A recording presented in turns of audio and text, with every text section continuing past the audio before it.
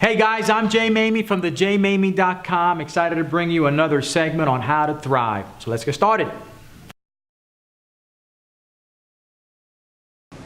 Hey everyone, welcome to another session here of information and education. I hope that this next 4 or 5 minutes brings you quality value that you can utilize in your activities of accomplishment or pursuit.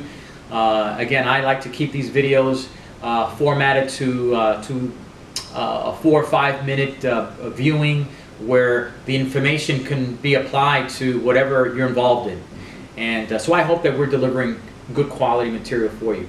But I wanted to share with you just a few minutes of my thoughts here based on what I'm seeing, what I see rather, as an ongoing, I'm not sure if it's confusion or delusion, among people that are in pursuit of a greater goal. I've seen that, what I'm about to share with you, in my days as a personal trainer. I saw that a lot. I've seen it in business a lot, and number of different entrepreneurial experiences that I've had in dealing with people. And that is the confusion that people have between understanding motivation and skill development. And here's what I mean by that. I am a baseball player. I've played ball ever since I was a kid. I've always struggled though at the plate, and I've always struggled throwing. I was a third baseman, and I always had my challenges in throwing the ball to first base. And sometimes my brother, who played first base, wouldn't really be too excited to find out I was playing third, because that meant more work for him trying to catch the ball. I usually would overthrow him or throw it in the dirt. I just had a tough time throwing the baseball. Well, guess what happened after a while? I had to get the skill of throwing a baseball down pat before, number one, I could feel good about myself. Number two, my teammates would feel good about me playing third base. And then I could be productive and confident in playing third base. For a long time, when I would get fielded at third, and for some reason I just loved third base, I just felt awkward at that position. I felt inadequate at that position. I was fired up, pumped up, excited to go play. I'd love to dress up and throw the uniform on and go play. But there was always that undertone of uncertainty, and that I hope the ball doesn't come towards me. And it was uncomfortable to play that way. It wouldn't have mattered how many motivational talks the coach would have given me, how many motivational videos or audios I would have heard or read, how many instructional books on how great of a ball player I can be. One of my favorite players, third baseman rather, as a New York resident and a fan of the New York Yankees, was Greg Nettles. Some of you may know who Greg Nettles was, just one of the all-time great third basemen of New York Yankees and really of baseball. So I used to watch his videos or watch him play. And all of that was great for motivation. But it really didn't help me much in developing the skill of picking up that ground ball and throwing it down to first base where they could catch it. And my brother wouldn't give me mean looks when we got home. So I had to get skill, I had to get my skill developed. I had to work on the fundamentals. I had to sort of take a step back and realize where my deficiency was and work on getting better at those deficiencies where I could feel comfortable and confident in playing third base, and then expecting good results from that. I think in business today, and I think it's not just in business, really in anything, motivation can only go so far. And in the business that I'm in, there's tons of motivation.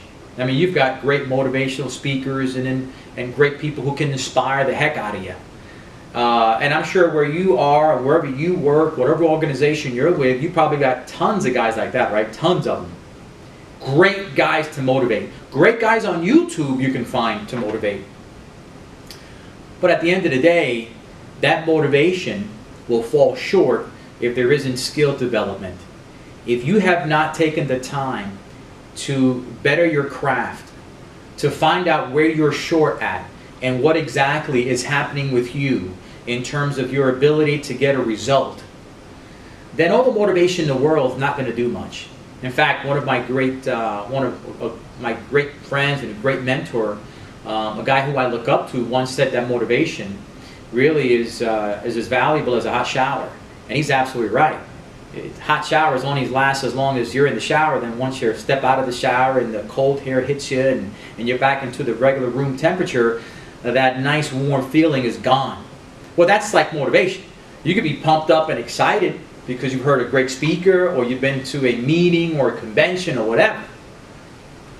But that motivation is not going to help you develop those skills. Now, it may inspire you to go get the skill development done, but the reality is motivation is only there to help you do more of what you already know how to do. And I want to repeat that because that's very important. I believe motivation only serves to help you do more, to be inspired to do more of what you already know how to do.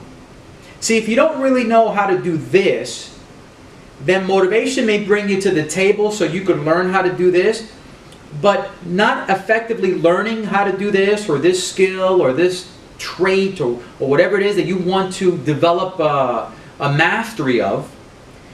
Motivation is not going to help you see you through. I mean, it'll help you get excited about doing it, but then the end result may not be as good as you want to have unless you've mastered that particular skill, unless you've gone out to develop the skill of communication, the skill of prospecting, the skill of coaching, the ability to be in a relationship.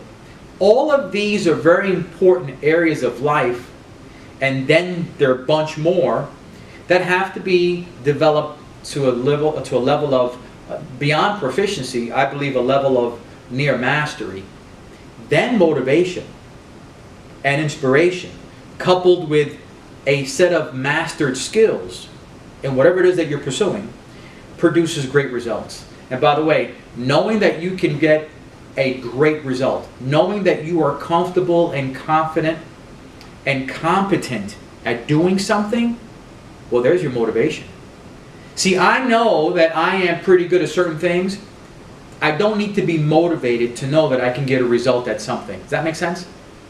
Usually I find, in all of the years of me working with people, it's the person that least feels confident and competent. That's the person that seeks motivation the most. That's the person that will go to all the conventions. That's the person that will hear all the audios and the videos and read all the books. More than normal. Right? But that's because they're trying to somehow compensate for a lack of skills, a lack of mastery over a particular area that they need to develop. If you have motivation, wonderful. Matched with skill development, even better. I want to encourage you today to understand the fine line between motivation and skill development. If you're lacking a specific set of skills, work on that. Get inspired, get motivated to develop those skills. And then let the outside motivation be the catalyst that drives you to do more of this to a greater degree. You'll feel better about yourself. You'll get better results. And that ultimately will be the greatest motivation you can have. When you know how to get a result and you're confident, you're competent, and you know with certainty that I'm going to yield a result that is in line with what I expected. That's motivation.